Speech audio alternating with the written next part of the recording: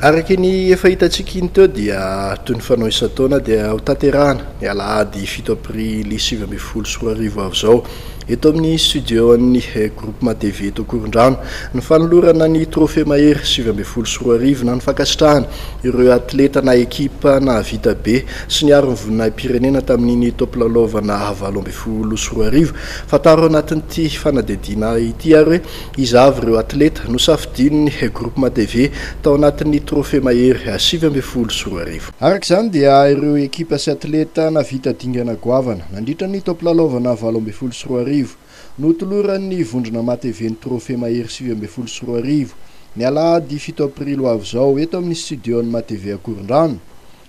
Misy efatra menada izy ireo ho an'ny taranja ho an'olo tokana. Ahitana ny Oliantsa Rabejaona izay tompon-dakany Afrika faritra faefatra ho an'ny taranja lomano 50 metatra papillon. Atleta menada kosa ny eo amin'ny fibatana fonjam-by ahitana ny Vania Eliza Ravolonirina izay tompon-dakany Afrika ho an'ny sokajy 420 kilao.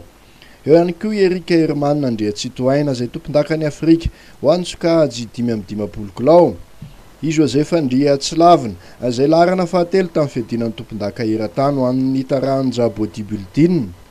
Telo kosa ho an'ny taranja iraisana dia ny Cospn basketball sy ny GNVB na ny Gendarmerie Pyrénéenne volleyball izay tompon-daka ny Ranomasimbe Indiana sy ny faritra fafito aty Afrika ho an'ny taranja basketball sy volleyball. Ny Bary any Madagasikara ho an'ny taranja baolina kitra izay ho tolorana fankasitrahana manokana noho ny fahatafitany any amin'ny dingana famaran'ny CAN 2024 atao any Egypte. Ary farany dia tsy adino ireo atleta tanorana vita isaka goavana tamin'ny taona 2024 iny. I Mika sy Fanira Somarmaka no safidin'ny fandarana mahery ho tolorana fankasitrahana noho ny fisogadinany teo amin'ny taranja fanamorina fiarakodia na ny slalom.